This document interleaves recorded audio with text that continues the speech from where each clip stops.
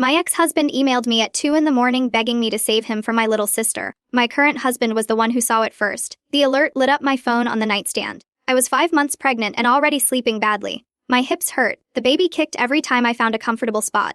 Ivan grabbed the phone first, thinking it was his mom checking in again like she did every other day. He read the name and went still. Grant. I hadn't seen that name anywhere in 6 years. Not a text, not social media, nothing. I'd blocked his number, his old work email, his new work email, and 3 accounts he made after the divorce. I thought every door was closed. Ivan looked at me. He didn't ask why my ex-husband was emailing me in the middle of the night. He already knew the whole story. I told him everything before we got married. The hotel, my sister, the hospital. My mother telling me to be the bigger person. He handed me the phone. He asked, "Should I stay while you read it?" His voice was quiet and careful. I said, "Yes." The email was long. Grant was always good at making words sound like an apology without actually apologizing. He said he'd thought about me every day. He said Sophie had changed after I left. She was cold now. She didn't cook. She forgot his birthday. She went out with friends and treated him like an inconvenience. Then he said she'd cheated on him 5 times. The last one was with his cousin. He said he was filing for divorce. He said he finally understood what he'd thrown away. He said I was the one who knew how to make a home feel warm. He missed the woman who baked cakes and remembered the little things. At the end, he asked if we could just talk, maybe find our way back. He said he knew I still had a good heart. I stared at the screen until the words blurred. Ivan put his hand on my back. He didn't say Grant was pathetic. He didn't say this was karma. He just asked, "What do you need?" That question closed my throat up. 6 years earlier, nobody asked me that. Not Grant, not Sophie, not my mother. They only asked what I was going to do for them. Was I going to forgive? Was I going to stop crying? Was I going to make things less uncomfortable for the people who wrecked my life? I put the phone face down on the bed. The baby kicked hard enough to move the blanket. Evan put his palm there and smiled for a second. Then he looked back at me. I told him I needed to tell the whole story again. Not because he didn't know it. Because I needed to remember why Grant didn't get to come back just because Sophie finally treated him the way he'd treated me. He turned on the lamp. He brought me water. Then he sat next to me while I went back to the year I turned 18. I met Grant at an Italian restaurant on my birthday. My friends took me there because I loved garlic bread and hated loud bars. Grant sat near the window with 2 guys from his office. He looked older than everyone I knew. Clean shirt, a real watch, a soft voice. When he smiled at me, it felt like being picked out of a crowd. He was 25. I was 18. I didn't think that was strange back then. I thought it meant he was mature. He told me I was mature too. He said I listened better than women his age. He said I was different. Nobody had made me feel different in a good way before. My family was a mess. My dad disappeared for months at a time when I was a kid. He'd come back with gifts and promises, then leave again. He died when Sophie was a baby. My mom tried in her own tired way. 2 jobs, money worries. She loved us both, but Sophie was the one everyone protected. Sophie was 8 years younger than me. I made her cereal before school. I watched her when mom worked late. When she cried, mom said to be patient because Sophie was sensitive. When I cried, mom said I was strong enough to handle it. That was the deal I grew up with. Sophie needed, I handled. Grant noticed that about me, maybe because it was useful to him. He took me on long drives. He bought me coffee before class. He waited outside the library when I studied late. He told me I deserved a bigger life than the one I had. We got married 4 years later. My mother cried at the wedding. Sophie was 14, standing next to me in a pale blue dress, telling everyone how pretty I looked. Grant danced with me slow. He kissed my forehead. He said he was proud of me. For years, I believed him. Grant pushed me to get my master's degree. He helped me apply for jobs. He said we should wait on kids until things were stable. I agreed because it sounded responsible. We saved money. We got a nice apartment. I landed a job at a marketing firm. Grant got promoted twice. From the outside, we looked like the couple everyone wanted to be. Sophie was around a lot by then. Dinner, sleepovers when mom worked late, complaints about college guys. She borrowed my sweaters and never gave them back. Grant acted like she was just my annoying little sister. He teased her for being dramatic. He rolled his eyes when she cried over a bad grade or a guy who didn't text back. Looking back, he watched her too much. Nothing I could point to. Just small things. Sophie would tell a story and Grant would stop what he was doing. He'd get the small smile. She'd laugh at jokes that weren't funny. When I walked in the room, they'd get quiet half a second too long. I noticed. I just didn't want to be the wife who noticed things like that. Sophie used to tell me I was her favorite person. She'd hug me from behind while I cooked and say she could never imagine hurting me. She said I was more like a second mom than a sister. Sometimes I hated that because I wanted to be her sister, not her mother. But I loved her, so I let the words make me feel safe. One night she sat at my counter drinking wine after a breakup, crying about how nobody ever chose her. I told her she'd find someone who loved her for who she was. She said she'd never take something that belonged to me. She loved me too much. Grant dropped a plate in the sink right then. It didn't break, but it was loud. Sophie laughed. Grant laughed too. I laughed with them. That memory made me sick later. 5 years into the marriage, Grant said he had to travel for work. 1 week, he said. A client moved the schedule up and he had to leave Monday morning. He kissed me goodbye in the kitchen, told me not to wait up, told me he loved me. I stood there in my robe holding coffee, watching him carry his suitcase down the hall. Something felt off almost right away. Not perfume, not lipstick on a shirt. Smaller than that, he'd packed the blue button-down he wore on dates, his nice shoes, the good cologne he saved for weddings. None of it made sense for a work trip. I told myself I was being paranoid. Then Sophie called around noon, said she was sick and skipping class. Her voice sounded off, too breathy. I asked if she needed anything. She said no, she was going back to sleep. An hour later, a hotel charge showed up on our joint card. Grant forgot the alerts went to both of us. The hotel was 20 minutes from our place. I sat on the bed staring at that charge like it might turn into something else if I looked long enough. I called Grant. Nothing. I called Sophie. Nothing. Then I did the thing I still can't believe I did. I got dressed. I drove to the hotel. I parked across the street because I didn't know what else to do. I waited 3 hours. At first I hated myself for it. Maybe Grant was really there for work. Maybe Sophie was really sick. Maybe I was about to blow up my marriage over nothing. Then Sophie walked out the side entrance wearing Grant's sweatshirt, messy ponytail, holding his hand. Grant came out behind her, relaxed, happy, like he hadn't lied to my face that morning. They kissed in the parking lot. I didn't scream. I didn't run at them. I couldn't move. My hands were locked on the wheel. I watched them get in his car and drive off. I sat in that parking lot until it got dark. When I got home, Grant's side of the closet was half empty. Not because he was leaving, because he'd packed for a fake business trip. His toothbrush was still there. His laptop was on the desk. His shoes were lined up by the door like everything was normal. I called him again. This time he picked up. I asked, "Where are you?" He said, "My hotel room." I asked, "Is Sophie with you?" Long silence, someone breathing in the background. Not Grant, Sophie. Grant said this wasn't how he wanted me to find out. My knees gave out. I sat on the bedroom floor staring at a loose thread in the rug. I asked, "How long?" 6 months. 6 months of Sophie crying on my couch about being lonely. 6 months of Grant working late. 6 months of me cooking dinners and buying birthday gifts, thinking I had a husband and a sister who loved me. Grant came home the next day. Sophie came too because she didn't want to be alone. I still don't understand that. She walked in holding a tissue, looking scared like I was the one who'd done something to her. Grant sat on the couch. Sophie sat next to him. Space between them, but not much. I stood by the window because I didn't trust my legs. Grant said he didn't love me the way he used to. He said I'd gotten distant. Too focused on work and school and planning ahead. He said Sophie made him feel seen. Sophie cried. She said she never meant for it to happen. Said they connected at a family barbecue. Said they could talk about things nobody else understood. I asked, "What things?" She looked at the carpet. Grant said I was making this harder than it needed to be. Something in me changed right then. Not healed. Not got stronger. Just changed. I looked at the man I'd loved since 18 and realized he'd turned my whole life into a problem he wanted me to fix for him. I told them leave. Grant said it was his apartment too. I laughed. An ugly sound. I told him he could stay, but I was going. I packed a bag. I went to Mara's. No underwear even. Just a sweatshirt, my charger, and a picture of my dad from a drawer. Mara opened the door before I knocked. Maybe she saw my car. Maybe she already knew something was wrong because I'd called earlier and said nothing. She hugged me so hard I couldn't breathe. I stayed 2 weeks. 3 days after I found out I took a pregnancy test. I'd been late, but my periods were never regular. I thought stress was messing with my body. The test was positive. I sat on Mara's bathroom floor holding it. I cried so hard she thought I'd hurt myself. When I showed her, she cried too. Not happy crying, scared crying. I called Grant. Nothing. I texted that we needed to talk, that it was important. He replied 4 hours later. Said he was busy. Said he'd call tomorrow. The next morning, I started bleeding. Mara drove me to the hospital. I called Grant from the car. From the waiting room. From the little room where the nurse poked soft and wouldn't look at me too long. He never picked up. Later, Sophie texted me by accident. A photo meant for someone else. Grant by a hotel pool, Sophie laughing in the corner. 2 drinks on the table. They'd gone away for the weekend. I stared at that picture until Mara took the phone from my hand. When Grant finally called, I told him I'd been pregnant. I told him I lost the baby. I waited for his voice to break. It didn't. He just went quiet. Then he said he didn't know. I said he could have known if he'd picked up the phone. He said he was sorry I was going through that. Not sorry for leaving. Not sorry for Sophie. Not sorry for the lies. Just sorry I was dealing with something inconvenient. I hung up. My mother showed up at Mara's a week later with soup. She sat next to me and rubbed my shoulder. Then she told me Sophie was devastated too. I thought I'd misheard her. She said Sophie was young. She'd made a mistake. Grant was older and should have known better. I agreed with that part. Then she said I shouldn't throw away my relationship with my sister over one bad choice.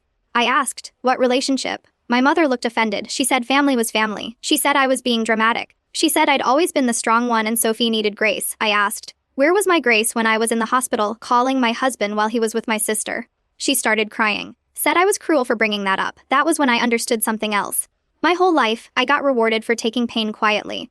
The moment I spoke up about what was done to me, I became the difficult daughter. I told her to leave. She did, not before saying she hoped I wouldn't regret pushing everyone away. Grant and I divorced fast. Neither of us wanted to stay married. He moved in with Sophie before the papers were even final. I heard it from my mother, delivered like weather news. Sophie quit college for a while. Grant switched jobs. They got a place in the next town over. My mother started going for dinner. She said Sophie was trying to be happy. I stopped taking her calls. Around that time, Mara got a job offer in North Carolina. One night on her porch, wrapped in blankets, I told her everything reminded me of Grant. A song in a store, a stranger wearing his cologne, a hotel commercial. She asked me to come with her. I said, I can't just leave. She asked, why not? I didn't have an answer. I had a job, an apartment I didn't want to sleep in. A mother who wanted me to forgive the people who hurt me. A town where every street knew my husband picked my sister. So I left. I sold most of my furniture. 3 boxes and a suitcase. We drove 2 days. When we crossed the state line, I cried so hard she had to pull over. I thought leaving would fix everything. It didn't. It just gave me room to fall apart without an audience. That was different, at least.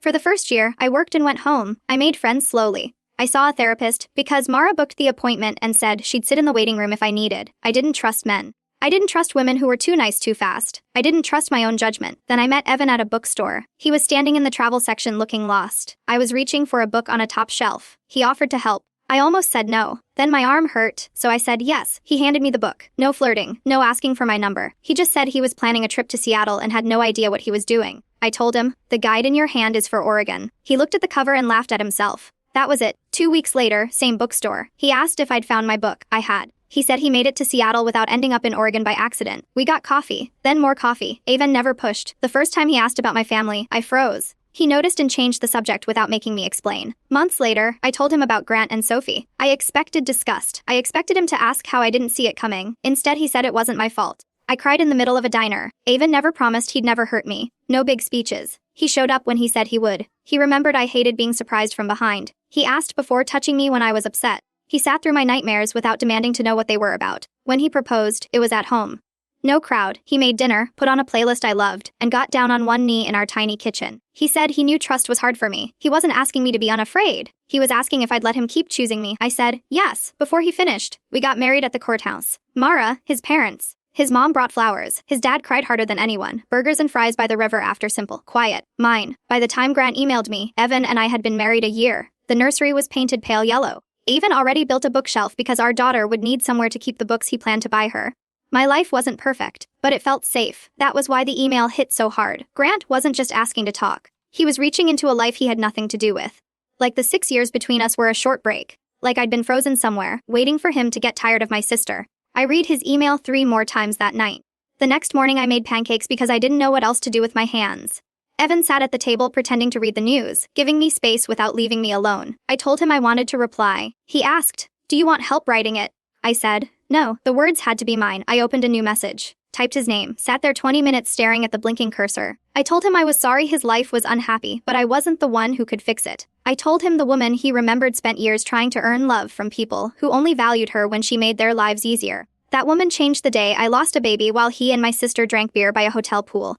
I told him I was married to a man who cared if I was scared. I told him I was pregnant with a daughter. I told him he had no right to come back just because Sophie stopped treating him like a king. Then I wrote the part that mattered most. He made a choice. He chose a 19-year-old girl who was also my sister. He chose lies every day for 6 months.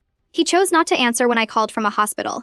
Choices have consequences even when you get tired of them years later. I wrote. I asked him never to contact me again. I sent it. For 10 minutes I felt strong, like I'd finally said everything I should have said 6 years earlier. Then my phone buzzed. Grant had already replied. He said he'd been stupid enough to think I'd still be waiting.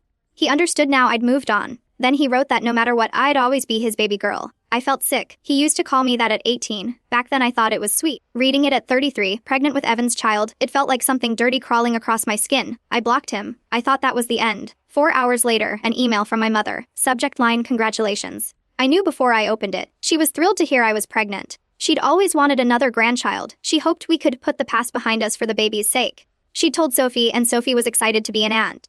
Then Sophie's email came in. She couldn't believe I was having a girl. She hoped the baby got my eyes. She wanted to send gifts. She called herself the cool aunt. I sat at the table holding my phone. My hands shook so bad I dropped it. Evan came around the corner, saw my face, picked it up. He read the messages. His jaw went tight, but he didn't touch anything without asking. He handed it back. I kept saying, I don't understand how they know. My account was private. I hadn't told anyone from home. I hadn't even told most people at work yet. Evan said Grant told them. Obvious answer. I just didn't want it to be true. Grant emailed me begging to leave Sophie. I told him I was pregnant and married.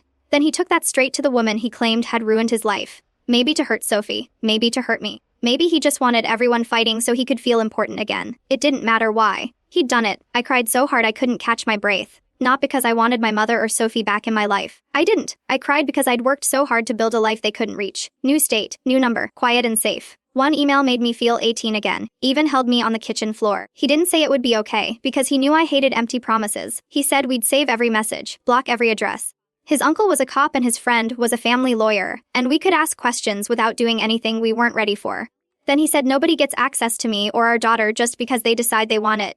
That sentence stuck with me. For 2 days I couldn't stop checking the locks. Every slow car outside made my stomach drop. I knew my mother and Sophie were hundreds of miles away. I knew they didn't even have our address. Fear doesn't care about logic. Mara came over with ice cream and takeout. She read the emails and called my mother a word I won't repeat. She reminded me of the night we left town. I didn't escape them so they could become better people, she said. I escaped them so they'd stop making me smaller. I asked, does it make me a bad person for not answering Sophie? Mara looked at me like I'd asked if the sky was green. Sophie had 6 years to understand what she did. My mother had 6 years to apologize. They didn't get to show up now just because there was a baby involved, pretending they'd been loving all along. I blocked both addresses. Then I called my therapist. I'd stopped going regularly, but I knew I needed to be back. I kept talking about Grant's email. I hated that part of me felt sorry for him. He sounded so unhappy. Sophie cheated on him. He said she treated him badly. My therapist asked, does his unhappiness change what he did to you? I said no. She asked, does your sympathy require contact? I said, no. Again. Then she asked, why do you think you need permission to protect yourself?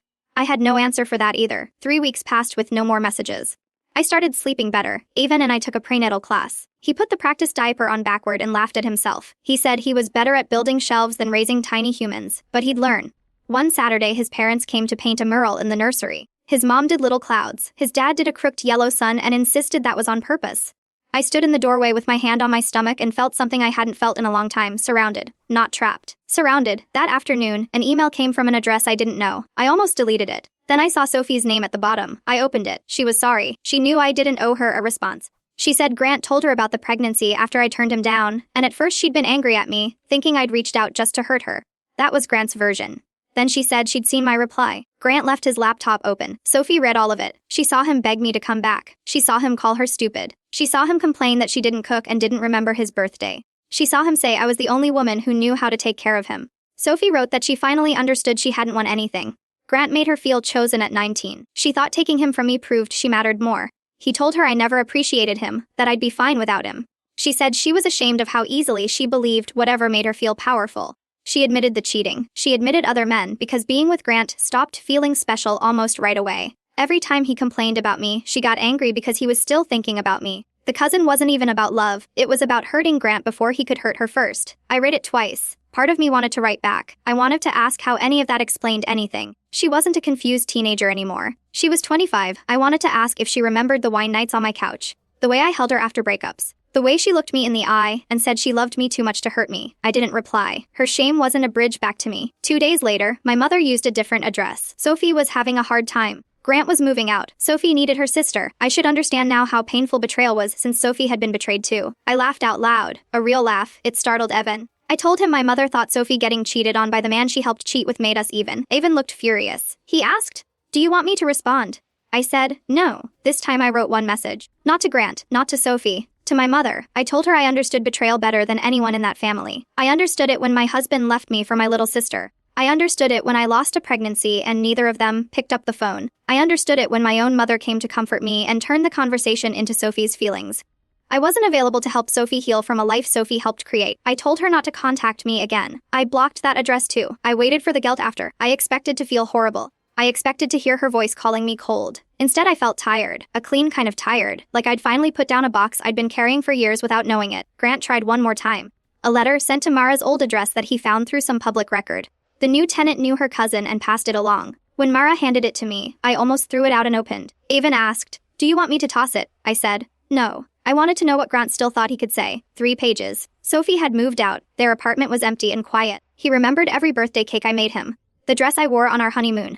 Falling asleep with my feet in his lap during movies. For 1 second, I remembered those things too. Then I remembered the hotel parking lot. Sophie in his sweatshirt. The nurse putting a blanket on my shoulders because my body wouldn't stop shaking. Calling him again and again while he ignored me. He wrote that he wasn't the same person anymore. I didn't believe him. Maybe he was different. Maybe he was sad. Maybe he'd finally learned people aren't appliances you swap out when they stop being easy. Still not my job to find out. At the bottom, he wrote he'd wait for me no matter how long it took. I tore the letter into small pieces and threw it away. I thought it would feel powerful. Instead, I stood in the kitchen with paper stuck to my fingers, shaking. Avon was making coffee and didn't see it first. When he turned around and saw the trash can, he knew. He wrapped his arms around me from the side, not from behind. He knew better than to surprise me like that. I told him I hated that Grant could still do this to me. I hadn't spoken to him, hadn't seen him, hadn't wanted him back for 1 second.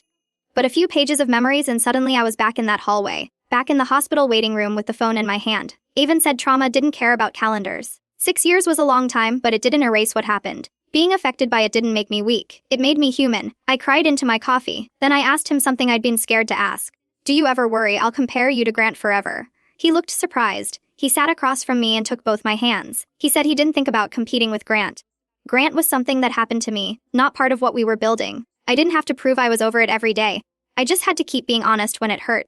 I told him that was hard for me. In my old life, every feeling was evidence I was too much. Crying meant dramatic. Asking questions meant suspicious. Wanting space meant distant. Grant had a way of making every problem circle back to something wrong with me. Avon nodded. He said he knew. Then he asked, what would make you feel safer this week? Simple question. I'd never learned how to answer questions like that. After a minute, I said I wanted to change the locks. Not because Grant had a key. Not because I thought Sophie or my mother would drive across the country. I just wanted to hear a lock turn and know it belonged to this life, not the old one. Avon said, okay. He bought new locks that afternoon. His dad came to help because Evan was good with wood and paint, but somehow terrible at door hardware. Front lock, back lock, the little latch on the nursery window. His mom brought sandwiches and didn't ask too many questions. She just hugged me and said the house looked lovely. When they left, Evan gave me one of the new keys. I held it a long time, just a key. Keep metal. Nothing special, but it felt like proof I got to decide who came into my home. The next week, Mara threw me a baby shower at her apartment. Evan's mom made little sandwiches. My coworkers brought diapers and tiny socks. Someone gave us a stuffed giraffe that looked ridiculous. Mara hung a banner over the table that said, "Welcome, baby girl." For the first hour I was on edge, waiting for something to go wrong. A strange number. An email popping up. Then Mara handed me a gift bag and told me to put my phone away. Inside was a small scrapbook. First page, a picture of the two of us beside her car at a gas station 6 years earlier. My face swollen from crying, bad hair, Mara holding a huge coffee, making a stupid face. Under it she'd written that the day I left wasn't the day my life ended. It was the day it started belonging to me. I cried again. Everyone blamed the hormones, I let them. Later, Evan sat beside me on the couch while people talked around us, his hand on my knee. I looked at Mara laughing with his dad, the pile of gifts. The coworkers who barely knew my old story but still showed up. I realized I'd spent years believing family was something you had to keep no matter what it did to you. If someone shared your blood, you had to keep making room. Keep forgiving. Keep hoping next time would be different. But the people in that room were family too. Family because they were kind. Because they showed up. Because nobody asked me to bleed so someone else could feel comfortable. The morning after the shower, one last message came from an unknown number. 3 words. Please forgive me. No name, but I knew. Nobody else would write something that small after something that big. For a second I pictured her alone somewhere, phone in hand. Maybe Grant was gone. Maybe my mother was angry. Maybe she was finally feeling the empty space where I used to be. I didn't block the number right away. I held the phone and let myself feel sad. Then I deleted it. Not because I hated Sophie. Not because I wanted her to suffer. I deleted it because forgiveness wasn't a door she could knock on until I opened it. And I didn't want that door in my house anymore.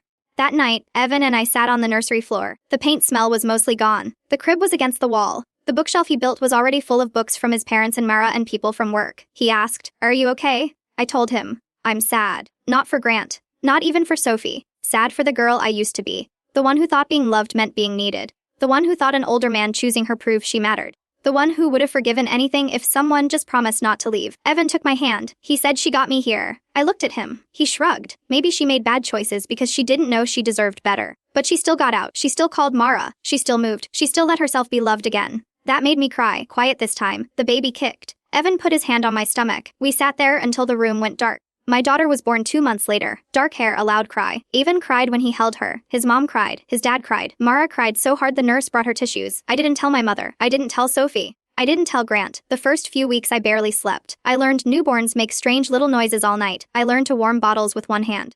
I learned Evan could sleep through almost anything except our daughter crying, and then he'd wake up before I did. One morning at 4 a.m., he found me in the nursery, the baby against my chest. I'd been thinking about the old life again. Not missing it. Finally able to look at it without feeling like it would swallow me. He sat on the floor beside me. I told him I used to think the best revenge would be Grant and Sophie regretting everything. Lonely. Miserable. Understanding exactly what they took from me. He asked, "Do you still want that?" I looked down at our daughter, her hand wrapped around one of my fingers. I said, "I don't know if I care anymore." Grant could hate Sophie. Sophie could hate Grant. My mother could keep telling herself she'd done her best. They could send messages or write letters or tell strangers their version of the story. None of it reached me now. I had Evan sleeping on the couch because he insisted I rest. I had Mara showing up with coffee. I had in-laws who asked before they visited. I had a daughter who didn't know any of those people and never had to. That was enough. 6 months after she was born, I stopped checking the blocked folder in my email. I'd been doing it without admitting it, every few weeks, just to see if Grant tried again or Sophie sent another apology, or my mother found another way in. One Tuesday, I opened the folder and there was nothing new. I deleted the whole thing, then I went outside with Evan and the baby. We walked to the park near our house. Warm day. Evan pushed the stroller while I carried iced coffee. Our daughter fell asleep before we reached the swings. Evan asked, "What are you thinking about?" I said, "It's strange how my old life used to feel like the whole world." He smiled and asked, "What does it feel like now?" I looked at the stroller, at the man beside me, at the trees moving in the wind. I said, "It feels far away." And for the first time, it really did.